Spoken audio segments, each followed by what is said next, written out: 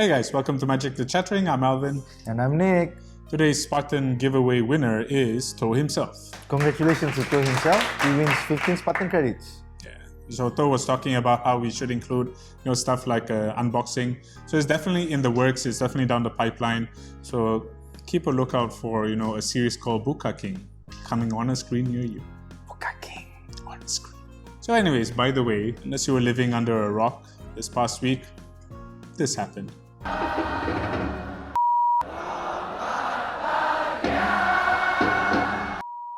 Oh, sorry, wrong video. Then next one.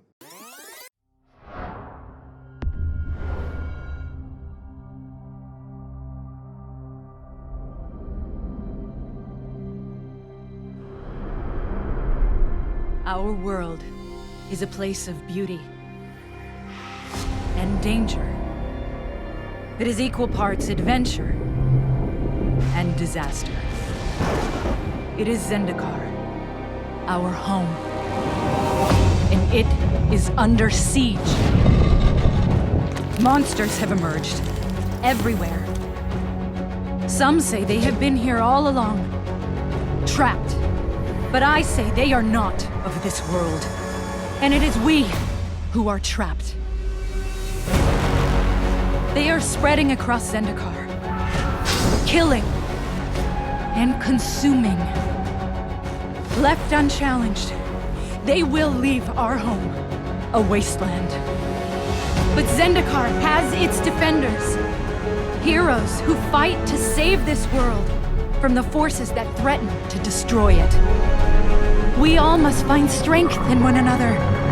Only then can Zendikar be saved.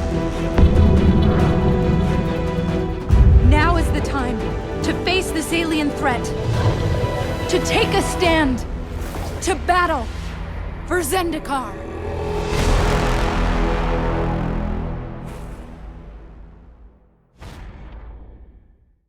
So that leads us into number 5, Zendikar Expeditions. The basic idea is they're not a part of BFZ, but they will be in your Battle for Zendikar booster packs. Yeah. So the Zendikar Expeditions is like a throwback to what was Zendikar Treasures back in 2009. What happened was in 2009, for every few booster packs in a case, you would get an old beta or revised version of the Power 9 or the duels. This was like super rare. Maybe like in a case there was only one, or maybe in multiple cases there was only one. Yeah. But it was obscene enough and it was fun enough to surprise people, surprise the hell out of people. So this time around in Zendikar Expeditions, in Battle for Zendikar, they're coming up with 25 alternate full art foils, 5 of which are the dual lands that will be appearing in Battle for Zendikar. 10 of it being fetch lands. And the other 10 being shock lands. This is just crazy, man. This is better than, I would say, better than the Power 9 and like duels. Wizards definitely broke the internet over the past weekend. This is just, oh wow, it's just... The key thing to remember is if you open it in your sealed deck pool or in draft, you can use it. Yeah. But for standard, it would not be legal. Yeah. These cards will only be legal in the formats that they are currently legal in. So if you open any RTR shock lands, they would not be legal for standard. Yeah. If you open any Zendikar fetch lands, they will not be legal for standard. The KTK fetch lands and the BFZ slow lands will be legal for standard. Yeah. And talking about rarity, they are quite rare, but not as rare as a foil mythic. So you'll be looking at foil mythics would be around like 1 per case. One in every 216 boosters. This one will be coming out in 1 in every 108. Yeah, our theory is currently it's 1 in every 108 boosters. So that makes it about 2 per case. Yeah, or 1 in every 3 boxes. So guys, get cracking. Yeah, as you can see, currently on eBay, it's going for about 250 USD per Zendikar Expedition. Wow. That's... Wow. That will pay for like half a case, so... If you get 1 case and you get 2 of them, they'll pay for your entire case. I foresee people will be cracking booster cases of BFZ now, not booster boxes anymore. Definitely a very exciting time, I think, to be a Magic player. It's just obscene. Yeah. This is the mathematics of Zendikar Expeditions. So currently it's going for about 250 USD per fetch land.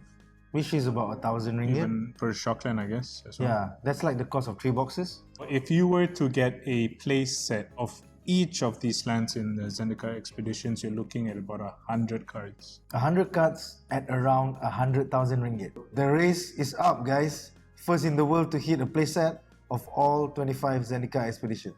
Well, talking about lands, number 4. PFZ spoilers. Now, like Wizards has spoiled these dual lands. Yeah, this cycle of 5 new lands that come into play tap unless you control 2 or more basic lands. So, well, first up, I think we had a question from QJ Wong in Malacca. He was wondering what we should name these lands. Yeah, he was talking about it being like slow lands or... Yeah, people on Reddit are already calling it slow lands, the opposite of the Scars of Meridian fast lands. Or tango lands. Yeah, because it takes 2 to tango. Yeah, see what he did there.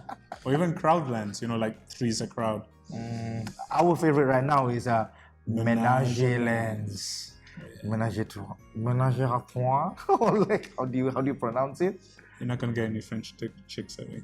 Je ne parle pas français. Je ne parle français as well. Parlez-vous anglais? You know, it's like... But yeah, our current pick is Menage lands. So, what do you think these lands will do for standard? Well, the fact that it has the basic land types means even though it's going to be slow, it's going to be awesome to play with the KTK fetches. And I foresee most mid-range and control decks are going to pick up 4 copies or 12 copies of this straight away. I feel BFZ standard is going to go the way of mid-range and control. So the meta is going to really slow down to the point that you can cast a 10 mana 10/10. Which, speaking of, we have Ulamaut, the Ceaseless Hunger. It's just obscene. I mean, yeah, we lose out on Annihilate, but check out what you get. You're exiling like 20 cards when he attacks. Exactly, and and the fact that when you cast him, you exile 2 target permanents. Now, this is when you cast, so even though he gets countered. Really? Yes. That's obscene. Right. And, to add on to the power level of, Ulamaut, the Ceaseless Hunger, is Titan's Presence. Oh yes, Titan's Presence is the de facto removal spell for decks that want to play huge casting cost, guys. Yeah, and the fact that it also works with artifact creatures, who... I can't believe it's an instant. It's an instant 3 mana, you can splash into any deck. It's colorless removal, so no protection from white or protection from all colors will stop it. No indestructibility will stop it. It's just like pure exile. And who doesn't have trouble getting rid of Eldrazi? Gideon. I love Zendikar. It reminds me of Ajani when Ajani was first around, version 1.0. I mean the ability of the emblem. You get an emblem with creatures you control. Yeah, it's a crusade on a stick. And his +1 where he becomes a 5/5 indestructible ally. Again, it works into the ally mechanics. And the 0 that keeps making 2/2 allies. Yeah, you can get like 2. Triggering your allies again and again. It's the first one you can ulti straight away. Very good Planeswalker. I really do see him being played a lot in Standard. Next up, Converge. Converge, yeah. The latest keyword for the Zendikar. I personally don't like what Converge entails, again, because you have to play with multiple colors. This is not good in a mono-red deck. Yeah, but I feel since the meta is going to go slower anyway, it's a very brilliant way of creating intra-block synergy. Mark Rosewater was talking about how future of design is going to make blocks work with each other. Yeah. If you look at stuff from KTK, stuff that didn't make sense, Tomb of the Spirit Dragon, Ghostfire Blade, now with Devoid, they're gonna be fucking awesome. And Converge is also a throwback to, hey, so you want to play 3 colors for the KTK clans? Yeah. Now you have Converge. I do see it, in Jeskai. I do see it in This is broken in Mardu, man. I just play 1 black, 1 red, 1 white. Boom. Anger of the Gods. I guess I'm really unimpressed by the card. I'm looking forward to like more Converge spells. This one's not really strong on the power level, but future Converge spells that's going to be spoiled in the next 2 weeks might prove that this is super strong and would have, more synergies with KTK block. Our next card, like Oran Reef Hydra.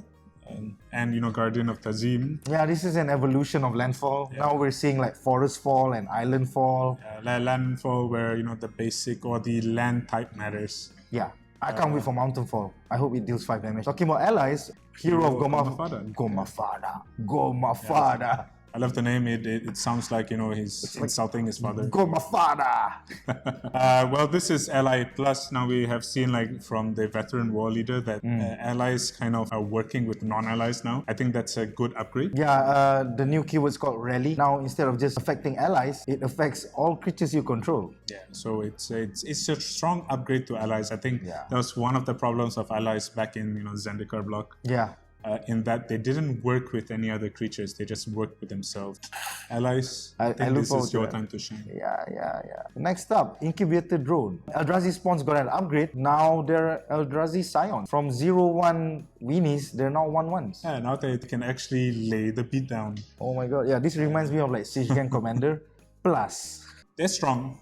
You know, having them, you know, being able to sacrifice these creatures, you know, to add mana to feed into bigger Eldrazi, it's a better upgrade. I mean, it's way better than Eldrazi spawns, which did nothing. I can't wait to see the other processors. You know, they've had Oblivion Sower as a processor. They've had the new one as a processor as well. Where you What's the processor? Processor is basically Eldrazi that work with your exile zone. Oh, you mean the ingesters? You have the ingesters that work to get, you know, stuff exiled. Definitely can't wait to see, you know, like a core Eldrazi deck. So moving on. Ruinous Path. Yeah, Heroes Downfall 2.0. Just as we were gonna say goodbye to like Heroes Downfall, I'm like, thank God, no more Heroes Downfall. Welcome Heroes Downfall 2.0. It's too broken. I mean, it makes a 4/4. Yeah, for 7 mana, you get to destroy target creature or planeswalker and awaken one of your lands into a 4/4 creature permanently. But yeah, in a world of like 6, 8, 10 mana monsters, being able to destroy something at just 3 mana or 7 mana, it's huge. Well, going to our last card that we're previewing is Nissa's Renewal. Yep, Welcome back, this would be the backbone of most green-based ramping decks that want to ram into Eldrazi's. Yeah, now that we actually have, you know, stuff like Explosive Vegetation currently in Standard. Oh my god. Then you can do this on... You can Explosive into this. Explosive into Nissa's Renewal. And Yeah, the problem with most of these ram decks is when they're fighting against an aggro deck, they're losing way too much life. Yeah.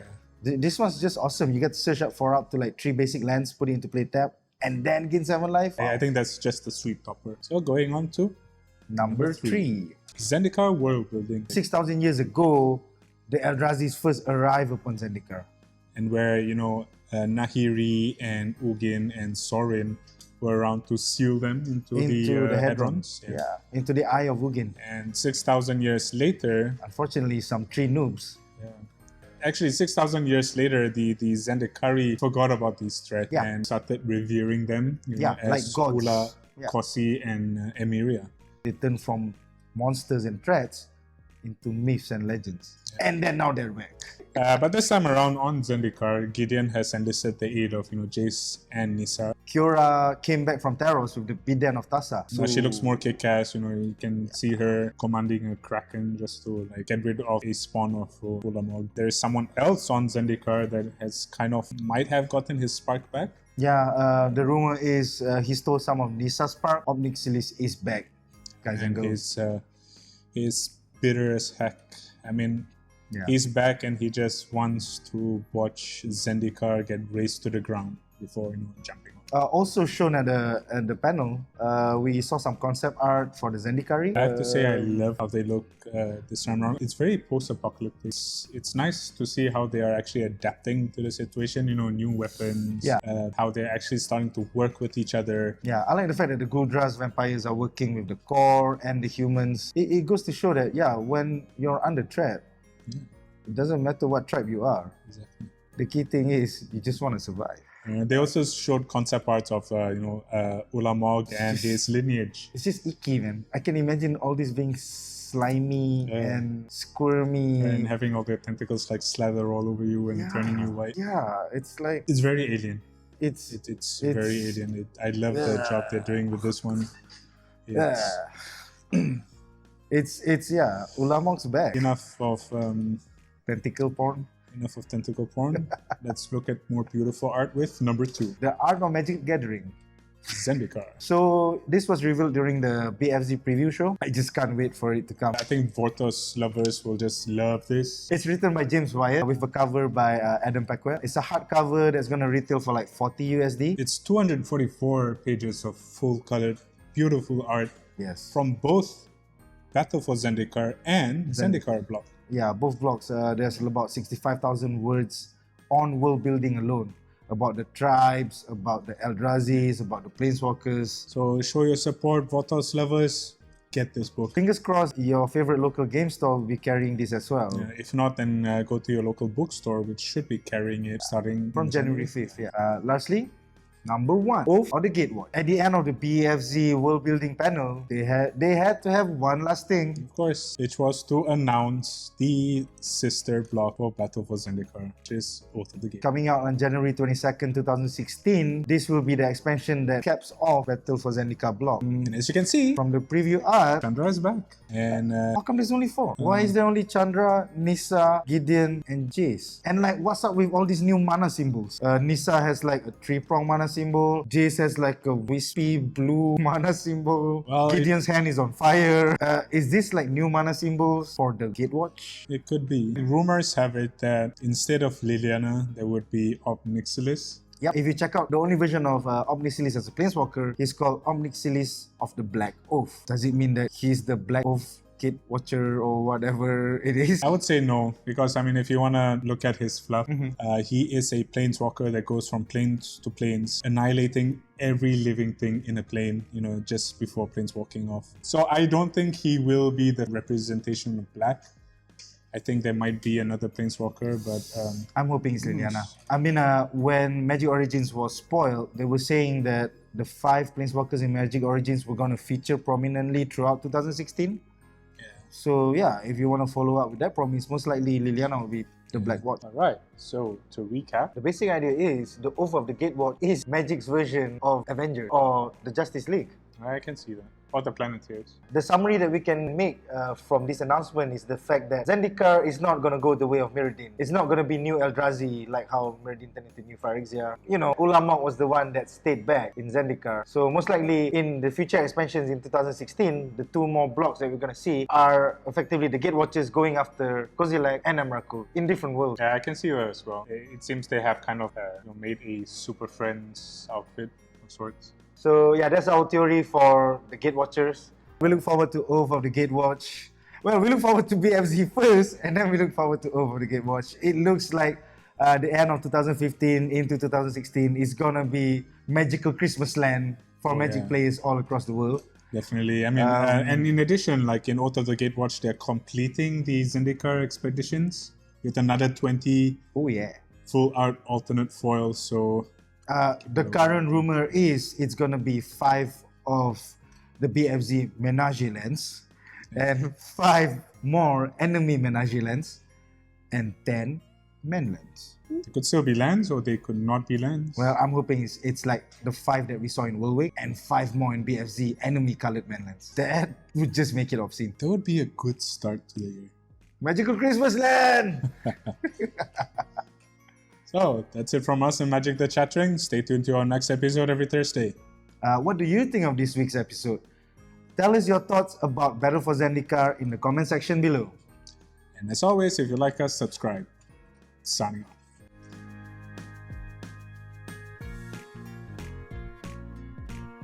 I think that's it. It's a pretty high energy episode. I like. Searing Blaze. What was that Searing one called? Blaze. I really want a Searing Blaze variant. Maybe Well- we'll get like Searing Blaze Plus. Mountain Fall and it deals 5 damage. To Babo.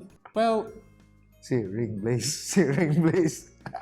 Goblin The guy. cards, Goblin guy. Please bring Goblin guy back. Goblin Guide, I don't think. Please, please.